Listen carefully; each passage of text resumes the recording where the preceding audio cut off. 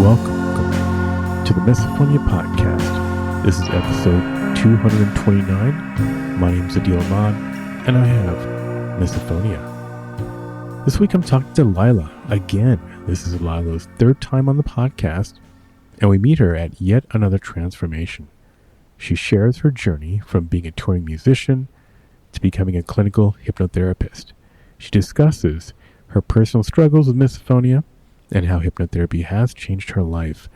Our discussion goes into the healing process, the importance of trust in therapy, and the various areas of life that can be positively impacted by hypnotherapy. Lila also explores her unique new project of creating music with plants, emphasizing the connection between sound and healing. I'll have all of Lila's info in the show notes and social media, so please check her out. After the show, let me know what you think. You can reach out to me by email at hello@misophoniapodcast.com or hit me up on Instagram or Facebook at Misophonia Podcast. By the way, please do head over and leave a quick rating wherever you listen to the show. It really helps us drive us up in those algorithms. If you want to come on the show, go to misophoniapodcast.com and just click the Be a Guest link at the top. And by the way, the Misophonia Podcast app is now available on iOS or Android. All right, now here's my conversation again with Lila. Lila, welcome to the podcast again. Great to have you here. I'm so happy to be back with you. Yeah. So for the maybe the uninitiated, do you want to give us a little bit of just a quick background on kind of where you're located, what you do? You've moved around. That's true. So. Oh my gosh, that is so true. We've done three of these podcasts together, and I think all three were in different locations. Mm-hmm. Continents, maybe even. Yeah. Yes. Yeah, you're right. Different continents. So here I am now in Toronto, Canada. This is where I'm from, and this is where I live now. And I think last time we spoke, I was in my home in California. Yeah, awesome. You know, I'm from Ottawa. Not to jump in, oh, no but way. I lived in Toronto around the Yonge and Lawrence area. What? For oh my God, about a year I didn't know. in the late 90s. Yeah. Wait, are you still in Ottawa? No. Okay. I'm in Minnesota now. That's what I thought. Okay, yeah. So, yeah. Ooh. Anyway, sorry. Continue. Yes. Oh, sorry. What was the other part of the question? Oh, yeah. Just kind of. I guess a little bit of a update on what you do. Okay, update on what I do. Yeah, so I was a recording touring musician for a long time. So extreme sensitivity to sound in many of the beautiful ways and also the difficult ways with having struggled with misophonia for a very, very long time. And it's changed my life. It's because now I am a clinical hypnotherapist in addition to doing other creative endeavors, which will always be a big part of my life, but I couldn't not follow this path because it, completely altered my life. So I'm practicing hypnotherapy now. I also make music with plants now, which funnily enough is all to do with sound as well. So sound is my life. I would consider myself to be an audiophile. I believe you said that you would consider yourself to be that as well. Is that true? Oh, absolutely. Yeah. I mean, I worked for Pro Tools Digidesign for many years early on. And everywhere I live, I've got a mini recording studio that follows me. That makes so much sense. It's like the pros and cons of the things that are the hardest part of our lives can sometimes also like provide the greatest gift, which sound for me has been that. And it continues to uncover the most beautiful gifts, which we'll talk about today, but this transformation, my healing journey, has now provided the gift of hypnotherapy and being able to help other people too. So amazing. No, you're right about sound. I feel like there's a fine line between appreciation and hypervigilance. Yeah, and that's kind of the dance that we've been dealing with for many years. So real. It's so true. So last time I think you were right. When you were in California, you were telling, and I got a bunch of emails afterwards about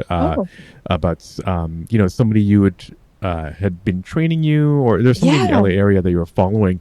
And so, I mean, that's kind of the last time we talked. So obviously things have progressed since then. Yeah. I'd love to hear, well, I mean, we'd all love to hear kind of what's been going on since then. Yeah, for sure. It's so wonderful to think back to that time. Wonderful and also painful. So I think it was probably that last episode we did together, so people can listen to that for the Hmm. story of how I came to hypnotherapy. The TLDR, the short form of that, is I met someone, an Uber driver who had Oh, just, right. yeah, Yeah. like it's such a wonderful, weird story. Yeah. But anyway, like he had just healed his misophonia, or was on the beginning of that healing journey anyway, and had done it through hypnotherapy. So I was like, all right, well, let's stay in touch. If if this works for you, I'm obviously gonna see the same person. So it did work for him, and so I went to go and see the hypnotherapist. And when I walked into that session that first day, I was in a big mess, like just a real big mess. I hadn't slept the night before. I was staying at a little like rental that was very noisy, and I felt like trucks were driving through my head, like just the sound. It was just very challenging. Hmm. So I walked in there a complete mess, and I said to him, if you are able to help me heal this, I'm becoming a hypnotherapist, because it's just like it was the hardest thing for me to imagine, living a different life. Basically being in a different brain is what it felt like. And Hmm. so of course, here I am. So, yeah, it did, the hypnotherapy started to, I started to experience some shifts within probably a week or two, subtle shifts at first. And, I would say, well, I'm sure we'll get more into this, but now it's been a few years since then. And yeah, like through all of those small, subtle changes, I am now a completely different human from the inside out, and living a life that I only kind of dreamed of. I've completely dreamed of. So yeah, we'll talk more about that. But yeah, so I did what I said I was going to do, even though I had a lot of resistance. I was like, wait, I said I'm going to become a hypnotherapist, but I'm on this totally other path as a musician and artist. Like, this doesn't make sense. What am I doing? But I said I would, and I did it. And yeah, like I said, just lots of resistance came up around it. I was like, what am I doing becoming a hypnotherapist? This is not the life I thought I was going to be creating. But I love it. I just love the work so much. And to see how helpful it is for people, it is actually, I would say it's probably the most rewarding work that I've done. So I'm very, very grateful for it. And yeah, very grateful for my own Yeah. transformation first and foremost. Yeah. Right. So, yeah, a couple threads. I think at least me, I'd be interested in is obviously kind of Yeah. your path to becoming a hypnotherapist. Mm-hmm. How what was that process like? Mm-hmm. But also, and then internally, kind of like as you were experiencing hypno. I don't know even know what the right word is, but like how long it took to see. Mm-hmm. I mean, you were obviously talking about it a little bit, but like what that path was like to because when people, I'm sure when people think of hypnotherapy, they're like, oh, you go in and you get into this like sleepy daze and then snap your fingers and things are okay, or is it a longer process? So Mm-hmm. yeah, I think people would love to just kind of hear that, Mm-hmm. because another reason is it's hypnotherapy has just become and misophonia have Mm-hmm. become a hot topic on social media with some people claiming to have you know magical solutions for everybody. So but I'd just love to hear kind of your take on Mm-hmm. misophonia and hypnotherapy. Does it apply to everybody and Mm-hmm. whatnot? And then Mm-hmm. finally, so and Mm-hmm. Yeah. I'll review all these, but just so Yeah. that they're on in the back of your mind. But Mm-hmm. I'd love to hear. Yeah, I mean, beyond misophonia, like how has it helped other parts of your life? Because Oh my God. I Yeah. do not think misophonia is an isolated thing, obviously, No. and I'm sure you don't either. Yep. And I'm trying to move this Yeah. podcast to a more, I don't know, internally global Mm. exploration. So yeah, I'd love to hear kind of how it Mm. helped everything else. So yeah, Mm. you can start That's wherever you interesting. like. Yeah, thank you. Such good questions. Okay, I think a really important question. Also, I'm curious to know after, Mm. who are those hypnother, or like if it's okay to mention, I'd like to know who Yeah, those there's hypnotherapists are. some dude called Camp Mind Blocks in the UK Oh, who's like okay. uh, yeah, it's kind of controversial, Okay, fair. but pretty sure that people are coerced into leaving positive reviews, or Oh, seems that way, oh but dear.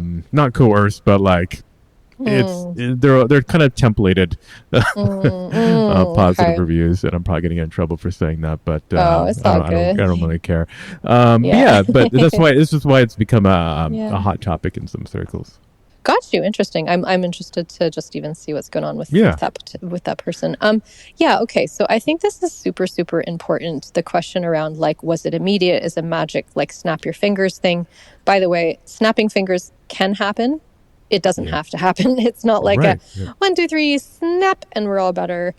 And I think this is very, very, very, very important for people to understand. And that's why I feel like I'm so well equipped to hold people through their journey because I've been through it. And let me just say, this is the power of hypnotherapy. I'm going to open so many tabs, or maybe you opened a lot of tabs, so I'm Yeah, going to I did. jump between Yeah. them because they're all connected. But I'll say this candidly because and my hypnotherapist, we're very close now. He's still my mentor. So the person who healed me or helped me heal myself, I should say, because really like it is your own body that does the healing. It's just that someone's guiding you. I did not trust him at first. Like this guy is so opposite me. He's like, Hmm. just like, yeah, just we're very, very different. And again, I love him now. He's really been such a wonderful person in my life. But I didn't trust him, especially in that first session. And it doesn't matter. It didn't matter. It still worked for me. And it did take time. And he doesn't understand misophonia. He's never experienced anything like that. And that didn't matter either. But I do think that like, that is why I really love to hold space for people in their journey because like I really, really get it. And Hmm. we all as hypnotherapists have a different approach. Just like you just mentioned this individual. And then there's Right. like Marissa Peer, who's a big hypnotherapist out there. I like listening to her. I do hypnotherapy daily as my own like practice, just listening to other people as well, because it Mm. is so potent. So I like listening to people like that. But everyone has their own approach. And I think it is so important to know that it may not be an immediate fix, especially for something Hmm. like misophonia, which really is it's a trauma response, right? So like it it's com it's complex what has happened to our brains. And so perhaps there is a magic pill, like maybe some people will have the one hit wonder with it. I haven't met anyone who has. I'm curious to know if you have met anyone who's had like the one session, like the next day you're healed. I just don't think that I just can't imagine that being like very common. No, and I've It's heard. yeah. Sorry, I mean, cut you off, but I've No, heard, and please. I don't actually don't know anyone who has done it and got the one, at least not in person, other than Yeah. supposed posts online. But Hmm. what I've heard from other therapists, not just hypnotherapists, is Hmm. that even if there is a relatively immediate Hmm. change, Hmm. that usually comes after a lot of scaffolding that's been done for Mm, years in terms of exploring mm, other treatments and aspects hmm. of the self, Hmm. and so it's kind of a you don't just not think about misophonia and then come in and get fixed, quote unquote. Hmm. It's part of a longer journey, and Yeah, so I there's think some pre work done already. So yeah, it could be. It could be. I'm not sure about the pre-work. I'd be curious to once I have, where I work with clients on not just, with misophonia, but on all sorts of things. So once I've, had a large yeah. enough like experience with people specifically with misophonia, I'll have a Hmm. better like sort of response about that. But I know from my own experience, it is not an overnight thing. But Right. I don't care. I don't care. Like Yeah, right. it's At the end of the day, I it doesn't mean, matter, right? Yeah. whatever. Hmm. I'm not suffering the way I used to. It's insane. Like I can't even explain to you. Like I am living like the types of things, sounds, experiences that go completely unnoticed by me now is just a testament to how deeply my brain Hmm. and my experience has been rewired. And yes, of course, there's been so many changes and it is cumulative. And so I had one in person session and it was about an hour. And then I had like 2 kind of follow-ups, and he recorded them and I would listen to them every now and then, but honestly, not too often. I started to notice subtle shifts. I may have mentioned this last time. Please, Yeah, I please think interrupt so. me if I No, do. no, Okay. that's fine. Yeah, I want to hear this again for sure. Okay. Yeah. Like for instance, and I'm sure some people out there might relate to this, but if I would go to a yoga class, like my place always is the corner, like I'm the corner spot closest to the door. I have my earphone or my earplugs, like my loop earplugs on the mat, ready to go in case there's like heavy breathing or whatever, because that would just be my entire focus. And then I would not have a good class. You know what I mean? Like my entire focus would be that sound. So that was my spot. Now I am definitely a front row girl now. I'm wherever, like, which is wild. But anyway, that's when I first started to notice the changes. I was in a yoga class. I was in Los Angeles at the time, and I had just had my first session, or my sessions. All of those sessions that I just mentioned, the 3, they were within a 2-week period. So they were very close together. And I remember being in the yoga class and just doing yoga. And then realizing that I could hear the sound of the breathing, but it was in the background. So it was almost like, as a musician, for you and myself, or if people know what a mixing board is, it's like you turn the volume up on one thing, you turn the volume down on something else. That may be too specific of a kind of analogy, but it's as if the volume, just my attention, my focus, my brain was able to focus on being in my own present experience, which was stretching, being in a yoga class and letting people's, like, the sounds that would be a trigger, big trigger for me, they just were naturally in the background. I wasn't trying. And so that was the first thing I noticed. And then, oh my gosh, I would start to have meals were the worst. They were the number one trigger, was the sound of eating. Still is. I mean, I still have like minor triggers sometimes. I'll get to that eventually, but yeah, like I said, it's not, it's not like a overnight, like, magic pill, but again, I will get to that, I promise. But it has been subtle. And then, I would start to have meals with people and be like, oh my God, I'm having meals with people without being triggered.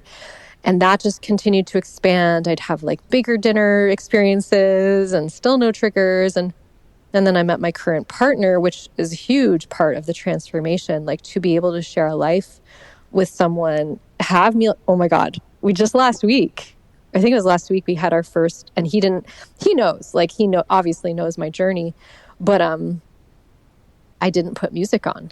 And that's just, I've been putting music on for meals since I was probably 10 years old. And I used to wear earplugs at the table for a long time. So this was a big deal. I was like very consciously, because I was reaching for my phone to turn some music on. It's mealtime. It's just my natural go-to. And I was like, you know what? I'm just going to not. And he did notice. We talked about it like the day after. I was like, by the way, did you notice we had a silent meal?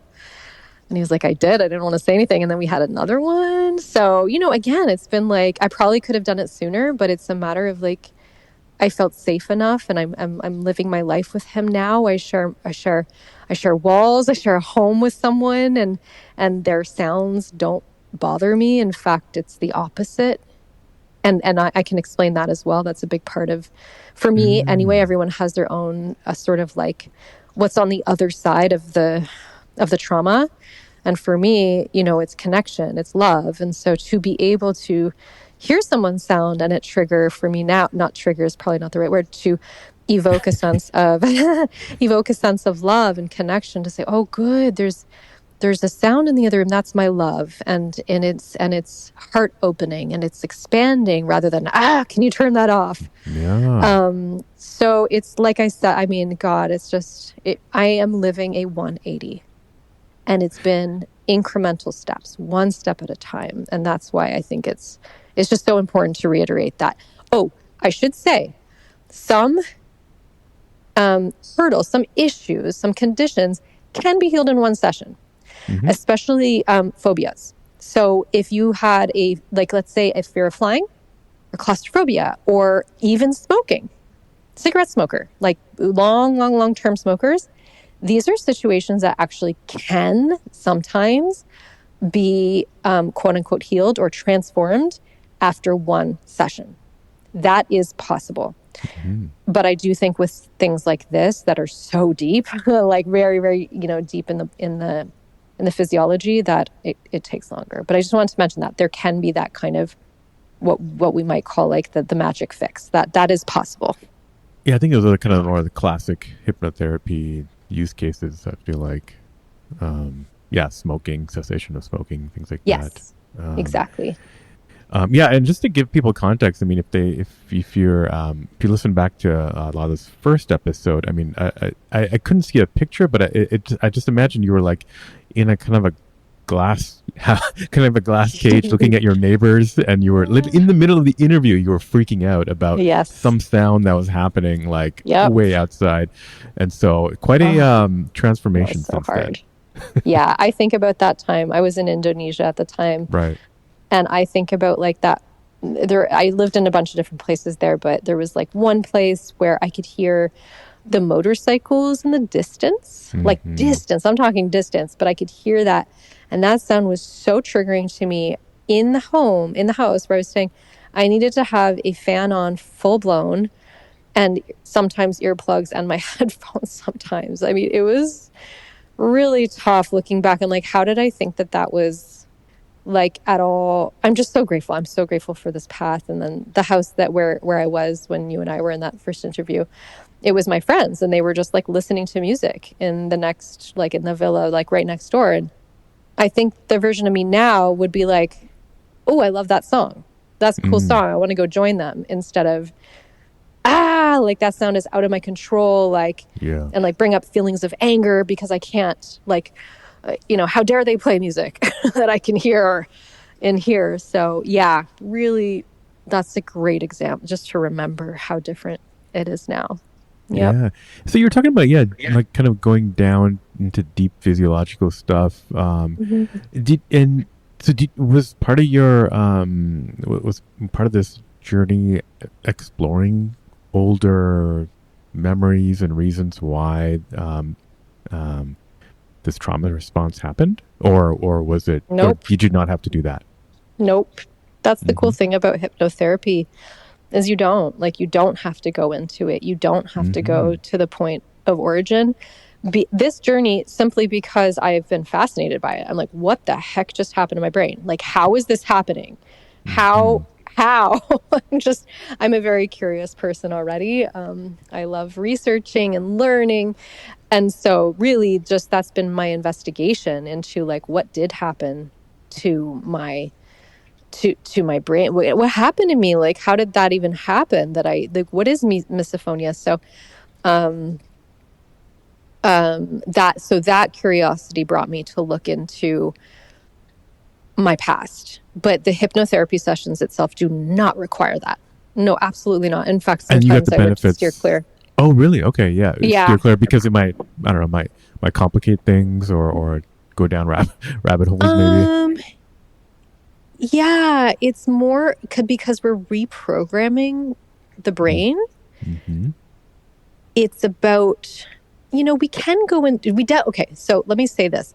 We do go into past ways of being, but it doesn't have to be specific events because that can, bring up the trauma, but it's really about creating new ways of thinking. So we're really reprogrammed towards new ideas.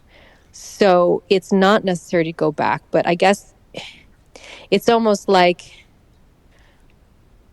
having a moment to say thank you. Like, for instance, with misophonia, like that being a way, like our brain trying to protect us from danger, right? So to have a moment to go into the past and have that moment of like, thank you so much for trying to protect me. And now what we're moving towards is this new way of being. So my focus, not just with hypnotherapy, I'm also, a certified coach, and I work with an agency doing coaching now, or I have for a few years. So it's all a part of it. Same with coaching. It's like, we're more future focused than like therapy, for instance, which is really about, and my mom is a therapist. She's a psychotherapist, dream analyst. So I am such a fan of therapy. It is so wonderful. And it is different in regards to like, you are going into that past, and that is a wonderful sidekick. In fact, I would if someone has the capability, like financially, or has that support system to be able to have therapy in conjunction with hypnotherapy, that's awesome, because then you can do integrative work as well. Like, I didn't have that during my transition. I was just, my whole life was changing. I was moving countries, and, you know, as you mentioned, there was a lot of transition. Yeah. So I didn't have the kind of, I mean, I was looking back, I'm like, if I can do it under the circumstances I was under, I just want to say to people, like, you can do it too, because I didn't even have like a home. You know, I was like between places trying to find my next home, and not with a partner. So it was very lonely, and didn't have the budget at the time to invest in both hypnotherapy and I'd had one integrative session with a therapist. Thank God. Oh, I just cannot. Again, that's why I'm like, yeah, it's so important to have the right hypnotherapist, because if, you know, for instance, like I do integrative therapy with my clients, because it's so like you're creating new ideas and new ways of being in the world, and that it's like to integrate the changes that are happening is like, I would say that if you can, that's so great. So therapy is very, very good for that. That's very helpful. But we don't need to go into the past, into the specifics. We don't need to rip open the wound in order to do the healing. To answer your question specifically. No, that's good. That's good insight. And I guess what does kind of a session look like? Or maybe starting with like how does someone know that hypnotherapy is right for them? That's such a good question. Well, first of all, I would say anyone who's just like obviously we're talking to people here who have misophonia. So anyone out there who like is just like so eager for transformation, like just book a discovery call with with a hypnotherapist. You'll know by if they're a good hypnotherapist, you'll know by talking to one another about whether or not it feels like a fit. You have to trust the person, right? Like, actually, hang on. You know what? I'm gonna pause that, because I said, that's so funny. It's great if you trust the person. I did not trust my hypnotherapist. I did not. I'm a very punctual person, and he was like 3 minutes late to our discovery call. I'm like so punctual.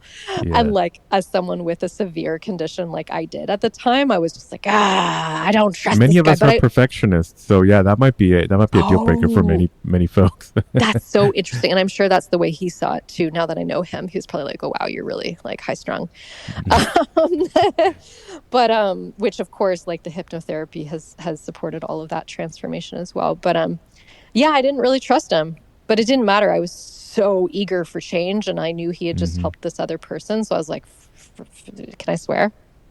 Yeah, please. Okay. I was like, fuck it. You know, like, I don't trust this guy right now. This like sort of bald macho dude, like, what the heck? And he's 3 minutes late to my discovery call, and yet it worked. So sorry, I'm going to cancel delete me saying that you need to trust the person. It's wonderful to trust the person. The most important thing, and I think I'm off track here, but all of this is, very, good. Very important. Like, I've asked him so many times, like, what makes a good hypnotherapist? Now that I understand like how the process works, I'm like, what really does it take to be a good hypnotherapist? He's like, really, you just need to care.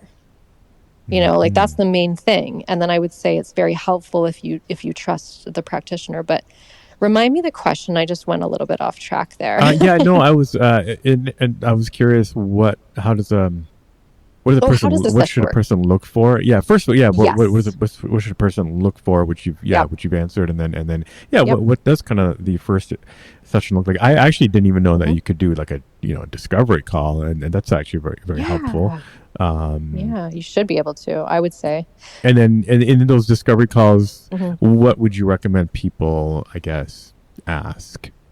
Okay, that's such a good question. Okay, so discovery calls, not everyone offers them. Like my guy, Glenn, who helped me, my mentor now, he was the one who I did his training. So I, trained by him. He's still my mentor. I still see him weekly, and I get to bring like all my case studies.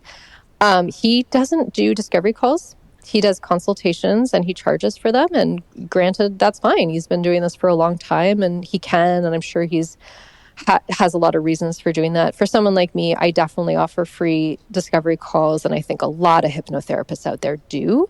So that might be even sort of the first, thing that like that might feel really safe for someone. So that might be something to look for.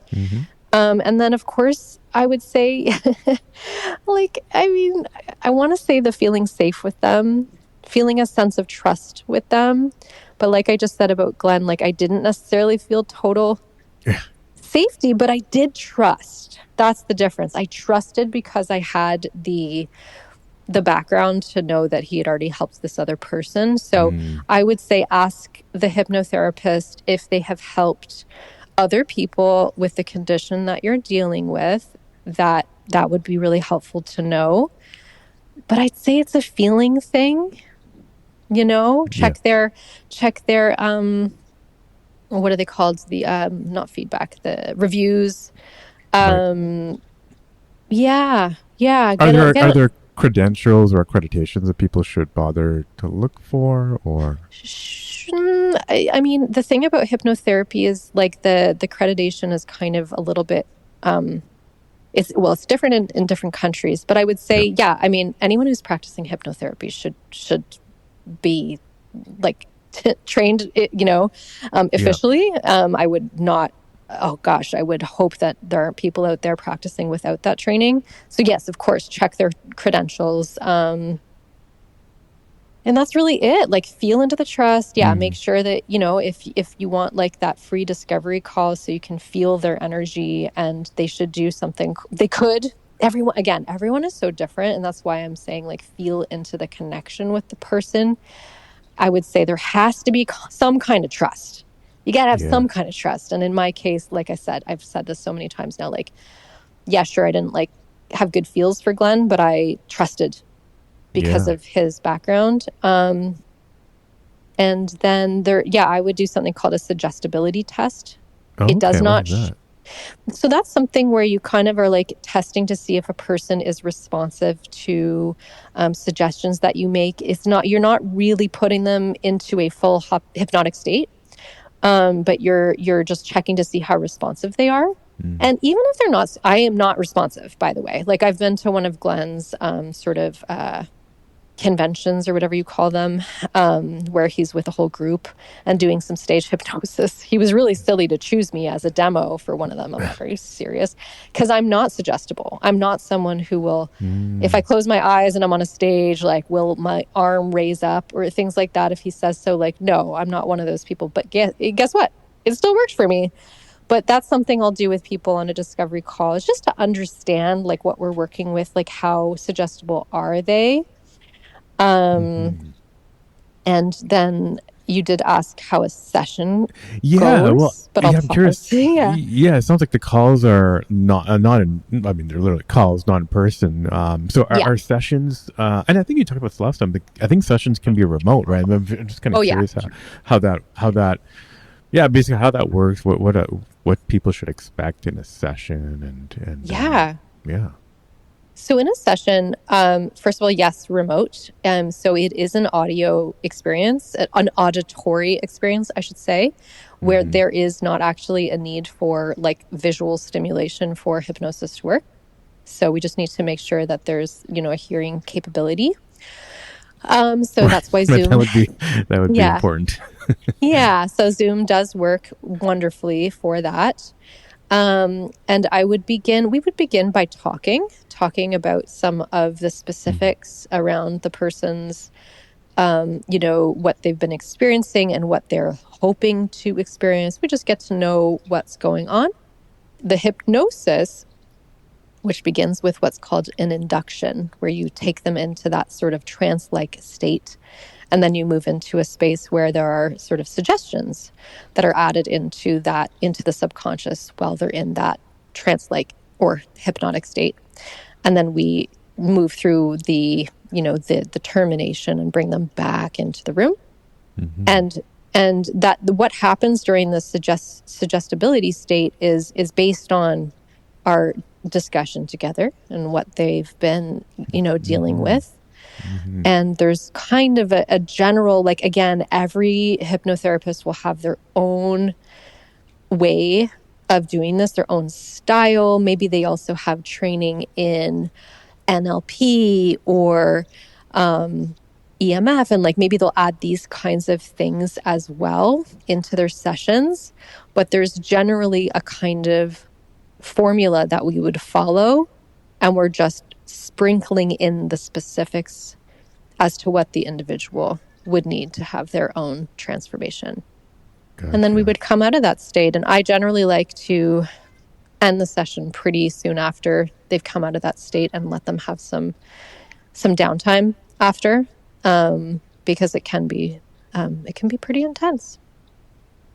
Gotcha. Okay, so yeah, just two things there. Getting into the trance-like state, that's them, I don't know, closing their eyes, or just sitting in a chair, and they're just trying to feel relaxed. You're basically kind of getting them relaxed. I walk them through all of that. Yeah. I take them on a little journey, depending on what we're working on. But so the induction is about bringing them into that state. So it kind of feels like a guided meditation in many ways. And then at the end, you said it can be pretty intense. I'm kind of curious, how do you go from that relaxed trance-like state to an intense dynamic? I'm just curious how that dynamic happens. That's such a good question. That sounds fascinating. Yeah. Yeah, that's such a good question. A lot of the times it is more of a soft experience. But when I say deep, it's there generally will be, especially when we're dealing with something. I have a lot of clients who are high anxiety, so we're dealing with transforming their anxiety, or perhaps physical pain, even things like this. There will be a session where we are really digging into again, we don't need to go into the story of where it all started. I'm trying how to explain this without, sort of giving away. It's not even about not giving it away, but to explain it, we're taking all of that kind of energy that's been built up in their body and moving it through to release it. Mm-hmm. So that's how it would get intense. But the deep, I mean, even when we're moving people towards a beautiful new outcome, there's still such depth, because you are meeting the part in them that has been locked or subdued. I'm thinking of I also, one of my favorite topics to work on with people is confidence. It's just because it's just so, in my experience anyway, with my clients, has been so effective. Very, very, very effective. It's just such a tasty, juicy subject. So we are going into some of the very briefly touching on the experience of what has been holding them back from the confidence. Again, we don't need to go into the specific stories. For instance, someone I was just dealing with dealt with a lot of bullying as a kid. She's a Black woman, and she dealt with just racial, it's just awful. So sad. So sad. And I'm not going to take her back into the bullying or the racism that she experienced. No. But it's about meeting that part of herself, the little girl inside, and then moving her towards the new way of being. So yeah, it's deep. It's deep stuff. Yeah, interesting. Okay. Yeah, and obviously you've touched on some stuff here that's not misophonia related. Right. Yeah. I'd love to hear. I guess kind of your general thoughts on misophonia vis-a-vis, other aspects of a person, and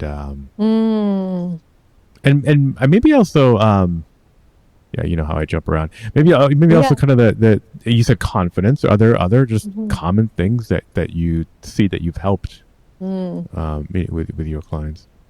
I think confidence seems to be a common one, or a lack of self-esteem. I think that also anxiety, like I said, that's extremely common. My partner is oh my God. Okay. My partner is one of those people. My partner is also allergic to cats. This is another, this is one of those wild sort of magical things about hypnosis. The moments where it's like, what? This is freaking magical. There's no explanation for this. I'm sure there is. He is allergic to cats. I have a cat. So I just moved back to Canada to be with him. And here we are in our home here. And of course I brought my cat with me. So he used to be just like, runny nose, sneezing, like immediately, anytime he was around our cat. And so through hypnosis, we did one session and it was like completely gone right away. And then it would sneak back in. We'd do another session again, completely gone. We just did another one the other day. His reaction to, he holds Magic is our cat's name. He holds him, he snuggles him, he sticks his face in his fur. And yeah, it does slip sometimes a little bit. And so we'll do a little tune-up and that can happen. Oh, and we should talk about that too, because it can happen for me a little bit sometimes. You just do a little tune-up. But holy moly, speaking of, like the variety of sessions I do, like allergies, that's another one that can happen in one session. For my boyfriend, like I said, he's needed a few little like touch-ups, but holy crap, like what? I had no idea before I got into the world of hypnotherapy that allergy was something that you could transform with hypnotherapy, but it is. So that's one. Oh, athletic performance, that's huge. So I started practicing on my boyfriend. He's a triathlete as well, and he was able to increase his time quite substantially. And hopefully decrease this time. Oh, I'm sorry. I'm also dyslexic. I know what you meant. I'm dyslexic. Yeah. You're right. That's so funny. But anyway, been very supportive with that. I know a lot of hypnotherapists work like specifically with athletes. I know a lot of Olympic athletes like use hypnosis now. So that's another amazing area. And that makes a ton of sense. Now that I understand how hypnotherapy works, it makes sense that would be very supportive for athletic performance. But yeah, really, gosh, so many. It's just so supportive. But those are the main ones that I've worked with. You mentioned tune-ups, and I do remember. I think from our last call, you got some recordings that you would listen to from I think your mentor. Yes. Maybe that's the same thing. But yeah, could you kind of talk through that? What is that like? Do you give people a recording? I think you said last time you got literally the recordings of your sessions and you were listening to back to those over and over again, right? That's right. Yeah, exactly. Okay. So he recorded the first one. He did record the first one. Yep. And then he recorded the second two, like quote unquote tune-ups. So I have all three of those recordings now. And I haven't used them in a really long time. However, when I talked about slip-ups, what I mean is, like, for instance, we were at a cottage with his sister, and his sister has, for anyone who's triggered by the sound of eating, you'll get this. Like, his sister is, it is the worst. Really, like, there's something off there. Let's make sure that she never hears this. I love you if she does. But wow, it is really like, if you can get yourself to a place of being like, this is comedic, how incredibly, like anyone, even someone who doesn't have misophonia would be like, wow, you can drink without like taking in all of the air and slurping it, It's like face in the plate, open mouth, all the worst things. Okay. So like, she walks into the room that I'm in at the cottage, and she's kind of blocking the door and slurping her tea. And I'm like, whoa, this is extreme.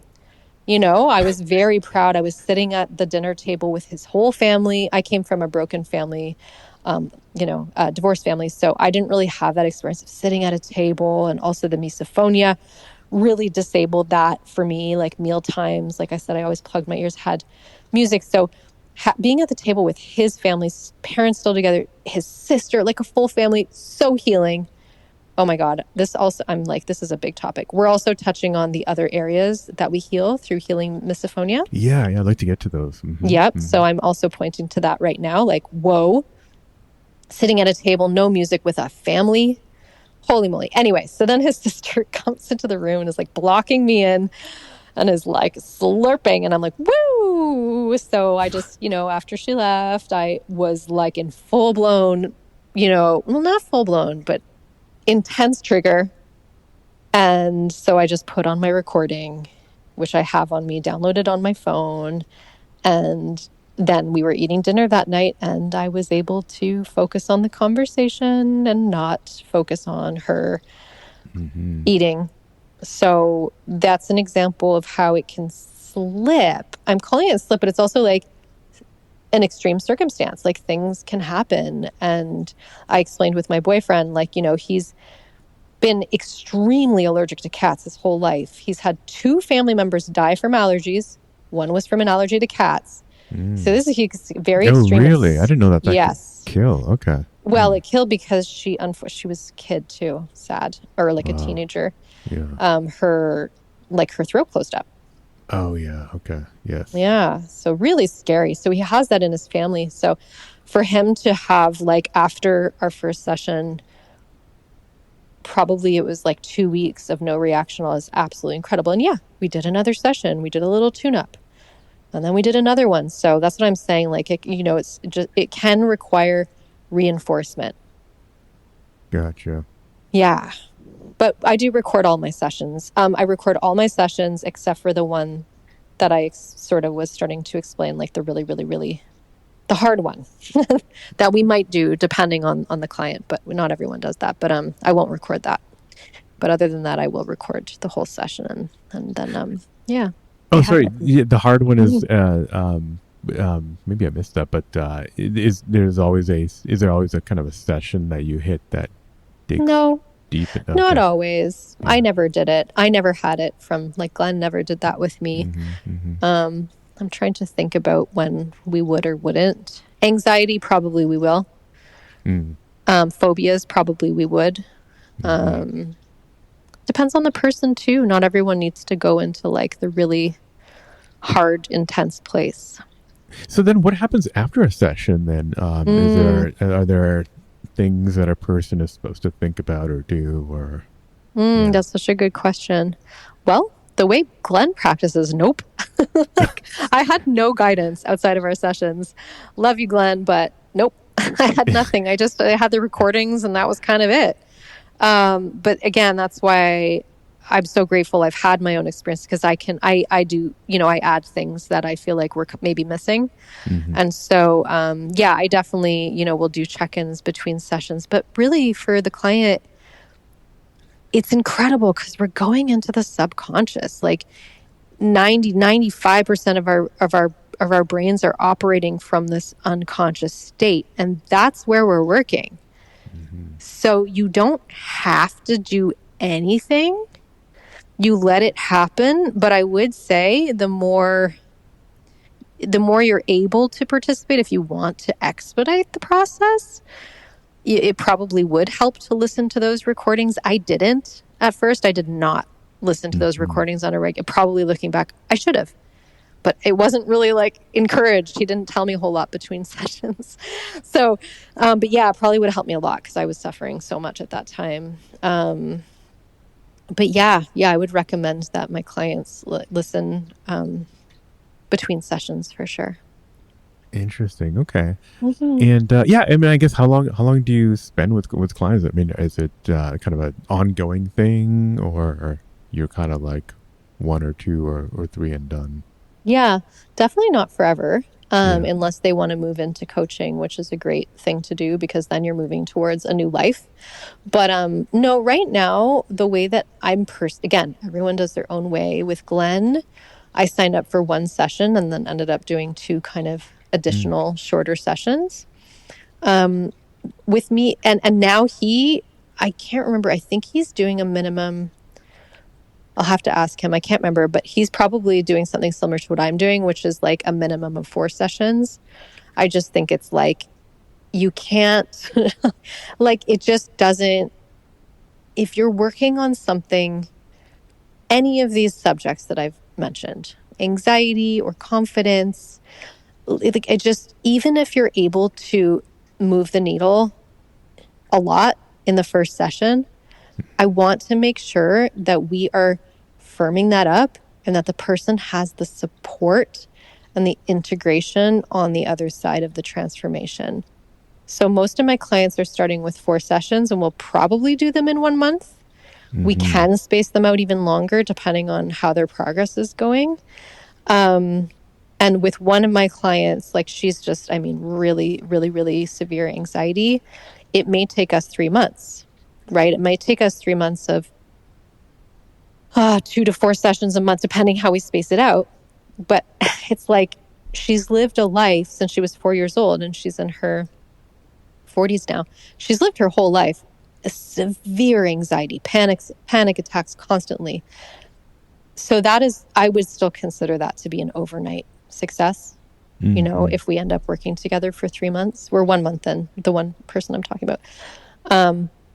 I still see that, yeah, as an overnight success, right? Like, you don't hear about that with therapy. Again, I love therapy, but you're not like, okay, I'm going to go in and like not, move through my anxiety within 3 months and have like a whole new way of perceiving and interacting with the world. Like, no, therapy is there for other processes, but it doesn't provide that kind of rapid transformation, which hypnosis can. So that's the way I do it. At least probably 4 sessions. Gotcha. Yeah. And yeah, I mean, what do you? This is what you're doing full time, that hypnosis, and then and then coaching, right? Yeah. And then any time for music still, or anything else going on? Yeah, I'm just kind of curious, like, what's going on, Lila. Hearing you say full time, I'm like, oh my god, I actually 9 to 5. Oh my goodness, I have 3 careers right now, and I'm just finding my balance with them. Hypnotherapy, and then the coaching. I work with a wonderful agency. We mostly work with musicians and artists, so that's very rewarding. And I also make music with plants, which I don't know if you noticed. Let's hear about this. Yeah. It's really cool. Yeah. So I mean, you can check out my Instagram there. I don't know if you happen to notice the transformation, but probably, this, speaking of, my whole life is different. Oh, you asked also, this will tie into my Instagram. Yeah. You asked also, like, what are other areas like that you've seen like transform through this, through the hypnosis, or what else have I applied hypnosis to? Everything. Started with misophonia, of course. And then, I was really, really, really, really looking for my partner for so long. I was looking all over the world for him. And so a big part of, I would say, finding my beloved was absolutely through the process of hypnosis. And the one I was going to get at was abundance. So I've been training my brain in abundance for quite a while now. So I wasn't surprised when I started to go viral, first on Instagram and then on TikTok. Like, I wasn't surprised at all, because I was like, oh, this makes sense. Because abundance is not just wealth. In fact, abundance is not wealth. Abundance is everything. So it can be friendship, it can be love, it can be connection, it can be health, vitality. And so, so basically I started to make music with plants. And that started to pop off. And so that's what you can see there. And I'm preparing to launch my YouTube channel based on just, tens of thousands of people asking for long form plant sounds. And actually, this really does tie into hypnosis in a way. It certainly does, actually. People are asking for long form because my videos right now are only 1 minute long. But I get all of these incredible comments just saying, like, I had a migraine before hearing this and now I don't. Or this put me to sleep. And I'm like, wow, that's incredible that this is working for people within 30 seconds to 1 minute. They are going into a bit of a trance state with these videos because they're listening to these healing frequencies. So I'm like, okay, this is a form of hypnosis. Right now I'm working on, like, do I tie them together? Do I keep them as separate spaces? So for now, I am just going to launch the YouTube channel so people can meditate and go to sleep to the sound of plant frequencies, and probably will weave in. I would love to have a channel just for hypnosis. I just don't have time yet, just to be able to provide, like, for those who may not be able to afford hypnosis, or even me, like I said, every day, almost every day, I would say, like, at least 5 days a week, I listen to hypnosis. It's part of my, like, nap time. If I'm going to take a break between clients, I have a little time off, I'll put on my headphones and do a 15-20 minute hypnosis for myself. So I'll listen to someone online as well, someone on YouTube. So I would love to be able to provide that for people as well eventually when I have the the bandwidth. But anyway, there you go. There's the sort of like response to what am I up to? It's like a lot. Yeah, well, so by plant sense, are you Yeah. here what you mean by that is that are you putting like piezoelectric mics or something on Oh, plants, or how what are you I recording? love that. Curious. That's a cool visual. So I'm attaching these electrodes to, so have you not seen it? Or are you asking for other people who are Well, listening actually, right now? I don't think I've seen. And I was actually the Oh, cool. first thing I was going to ask you is Yeah. your obviously we're going to link to your Instagram and stuff. Is it the same Mhm. Instagram account that the Lila, I think it's Lila XX or Yeah, something like that? it is. It's XX Okay, Lila Rose. Yeah, I XX just Lila started Rose. doing it there, and then I was like, well, I guess my account is now full of, yeah, me making music with plants. Yeah. So yeah, so I try, so you can see it there. So I Oh attached. yeah, I see it. You're gonna Okay. geek out on this though. Oh my Yeah. god, because as an audiophile, you're not as just as an audiophile as you were in the music production world. Hmm. This whole thing is just wild. My whole message is that we are all connected, and that's I've always been an environmentalist beyond all else, bringing people home to caring for our planet, and this device has helped me to spread that message to millions of people. Yeah, I guess bringing them into a hypnotic state. So that's been really profound, Interesting. Yeah. No, I'm yeah, looking at what. Okay, I'm gonna have to it's look. cool, Yeah, eh? the Yeah, yeah. dielectric So signals. you attach the electrodes to the Mm, plant, and then the frequency or the bioelectrical feedback is sent through through the device, and then that is sent to my phone, and then I am able to adjust the sounds in my phone, and yeah. that's what Okay. you're able to hear. Yeah, pretty niche world, but seems like people are loving it. So that's where my music is these days, and I'm just preparing to do live performances with the plants, and Hmm. so I will be singing with them, and I do imagine these spaces to be very healing and probably quite a hypnotic experience. We go into hypnosis frequently, like when you're driving home and you've just realized, how the heck did I just get home? I wasn't paying attention at all. I was in my Hmm. head, right? Hmm. But got myself home. You're entering a kind of hypnotic state. Right. When Right. you're entranced by a TV show or a movie, you're entering like a kind of hypnotic state as well. So we are doing it on a regular basis. Interesting. Yeah. No. We Very should cool. try it. Have you ever tried it? I have not, and it's definitely on my hypnosis. Yeah. No, it's definitely on my list of things of to try. I'm just finding We the should right try sometime. moment. Yeah. For Yeah. sure. Well, I think we talked about it at the end of the last We must. episode. I But remember you that. were Yeah. just kind of like, I think you were contemplating becoming a hypnotherapist. Like it was kind of early. And Yep. so, yeah, I'll hit you up. Maybe even come up to Toronto again Oh or my something. And gosh, please do. Or we should just do a quote unquote, call it what you will, discovery call. We should just yeah, pop on yeah, Zoom and like see yeah, about, you should try the suggestibility test and see how yeah. it feels to be in that space. But I know that, you still sort of suffer with Oh yeah, misophonia? yeah. Yeah. Yeah.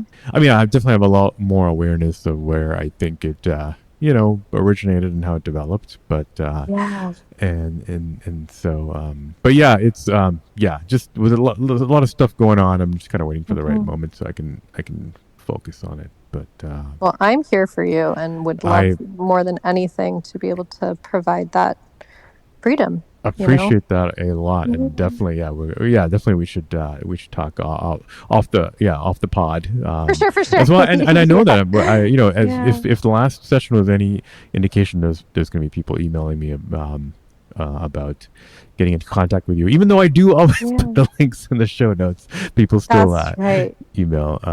But yeah, Sure. this Well, maybe has we been can, yeah. Mhm. we can Sorry. talk about, like, I don't know, maybe we can figure something out around offering a discount or something through the, anyway, maybe Oh you'll yeah, take this out I've or never maybe done we get that, in, up but to you. But yeah, let's figure something out. Yeah. yeah. I want people Sounds to good. feel like it's accessible to them. So, Yeah. Okay. Yeah, that sounds like a great idea. But cool. yeah, I mean, we're running it as usual up to an hour, and we could go on for Yeah. many hours more. But Yeah. anything else you want to you want to share? Well, I said this last time, and the reason I'm just always so eager, I mean, not always, the first time I was in deep suffering, but I've been so eager to share, is because I just want people to know there's hope. Like, the life I lived before, I look back and I feel so, I just want to hug. I'm going to hug myself right now. I'm hugging myself, just like I'm so sorry that I had to suffer so much. And I'm so sorry to anyone out there who understands what I'm saying right now, that you're suffering. And I really want you all to know, like, there is hope. There is. Let me be that, just that bright light, that reminder to you that transformation is available. I promise. Well, So, yeah, let's leave it on that note. yeah. I will have links everywhere. But I think we mentioned the Instagram XX Lila Rose, but Yeah. yeah, thanks again. For the coming on for the third of, I don't know how many more times you'll come on, but I'm sure this I'm probably always won't be here the for it. last. There's always something Yeah. interesting going on with you, and I think, yeah, we all appreciate people like you who are just trying to help and trying to discover and learn. Yeah, Same to thanks you. again. Thank you so much for providing this space for so many people out there. So thank you, and thank you for having me. Thanks again, Lila. Incredible that you've done so well with your miso and are now on the path to helping others. If you liked this episode, don't forget to leave a quick review or just hit the 5 stars wherever you listen to this podcast. You can hit me up by email at hello@misophoniapodcast.com or go to the website misophoniapodcast.com. It's even easier just to send a message on Instagram at Misophonia Podcast, follow there, or Facebook. And on Twitter, it is Misophonia Show. The music, as always, is by Moby. And until next week, wishing you peace and quiet.